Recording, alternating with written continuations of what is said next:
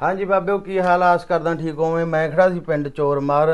ਇੱਥੇ ਇੱਕ ਨਾ ਸਾਡਾ ਭਰਾ ਹੈ, ਬਹੁਤ ਗਰੀਬ ਪਰਿਵਾਰ ਹੈ, ਐਸੀ ਪਰਿਵਾਰ ਹੈ। ਸਾਡੀ ਭੈਣ ਦੀ ਉਮਰ ਬਹੁਤ ਛੋਟੀ ਹੈ, 29-30 ਸਾਲ, ਤੇ ਦੋਨੇ ਕਿਡਨੀਆਂ ਫੇਲ ਹੋ ਗਈਆਂ।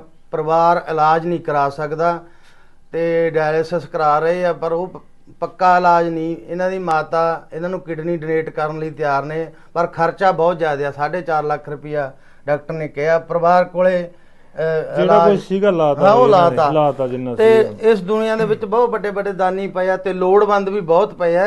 ਜੇ ਵਿਚਲੇ ਬੰਦੇ ਸਹੀ ਹੋਣ ਤਾਂ ਇਲਾਜ ਵੱਲੋਂ ਕੋਈ ਮਰੇ ਨਾ। ਤੇ ਸਾਡਾ ਫਰਜ਼ ਜਿੰਨਾ ਕੁ ਬਣਦਾ ਉਹ ਅਸੀਂ ਵੀਡੀਓ ਦੇ ਵਿੱਚ ਨੰਬਰ ਸ਼ੇਅਰ ਪਰਿਵਾਰ ਦਾ ਕਰਤਾ। ਇੱਕ ਗੂਗਲ ਪੇ ਦੇਤਾ 93 203 4004। ਇਹ ਤੇ ਗੂਗਲ ਪੇ ਚੱਲਦਾ। ਤੁਹਾਡਾ ਇੱਕ ਪੈਸਾ ਸਾਡੇ ਲਈ ਜ਼ਹਿਰ ਬਰਾਬਰ ਹੋਊਗਾ, ਇਹਦੀ ਗਾਰੰਟੀ ਅਸੀਂ ਆਪ ਦਿੰਨੇ ਆ। ਤੇ ਬਾਕੀ ਜੇ ਸਾਡੇ ਤੇ ਕੋਈ ਨਹੀਂ ਯਕੀਨ ਤਾਂ ਤੁਸੀਂ ਖੁਦ ਪਰਿਵਾਰ ਦੀ ਮਦਦ ਕਰ ਸਕਦੇ ਹੋ, ਪਰ ਉਵੇਂ ਔਖਾ ਹੋ ਜਾਂਦਾ, ਹੁੰਦੀ ਹੀ ਨਹੀਂ ਮਦਦ।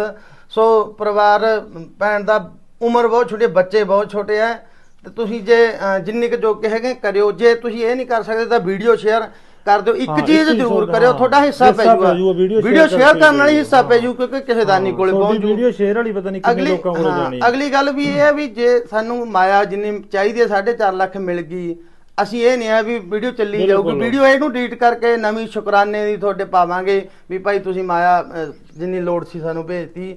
ਸੋ ਜ਼ਰੂਰ ਇਸ ਗੱਲ ਤੇ ਗੌਰ ਕਰਿਓ। ਆਪਾਂ ਮੈਂ ਸ਼ੁਰੂਆਤ ਕਰਤੀ ਆਪਦੇ ਵੱਲੋਂ। ਇੱਕ ਇਹ ਵੀ ਜਿਹੜੀ ਬਹੁਤ ਸੋਹਣੀ ਗੱਲ ਆ, ਯੂਟਿਊਬਰ ਸਾਡੇ ਭਰਾ ਚੈਨਲ ਵਾਲੇ ਵੀਡੀਓ ਦੇਖਦੇ ਹੋਣਗੇ ਨਾ, ਜਿੱਥੇ ਆਪਾਂ ਲੋੜਵੰਦ ਪਰਿਵਾਰ ਦੀ ਯਾਰ ਵੀਡੀਓ ਪਾਉਣ ਜਾਂਦੇ ਆ, ਇੱਕ ਪਹਿਲਾਂ ਆਪਣੇ ਕੋਲੋਂ ਹੈਲਪ ਜ਼ਰੂਰ ਕਰ ਦਿਆ ਕਰੋ ਜਾ ਕੇ ਉਹਨਾਂ ਦੀ। ਉਸ ਤੋਂ ਬਾਅਦ ਆਪਣੇ ਭਰਾ ਬਹੁਤ ਵੱਡੇ ਦਿਲਾਂ ਵਾਲੇ ਪਏ ਆ ਜਿਹੜੇ ਇਹਦੇ ਬਾਅਦ ਵੀਡੀਓ ਦੇਖਣਗੇ। ਹਾਂ, ਤੇ ਆਪਾਂ ਸ਼ੁਰੂਆਤ ਕਰਤੀ, ਬੂੰਦ ਬੂੰਦ ਨਾਲ ਸਾਗਰ ਭਰ ਜਾਂਦਾ। ਵੀਡੀਓ ਸ਼ੇਅਰ ਕਰ ਦਿਓ ਜਾਂ ਜਿੰਨੇ ਜੋਗੇ ਹੈਗੇ ਆ ਮਾਇਆ ਭੇਜ ਦਿਓ। ਸੋ ਜਿਉਂਦੇ ਵਾਸਤੇ ਰਹੋ। ਮਿਹਰਬਾਨੀ ਸਾਰਿਆਂ ਦਾ।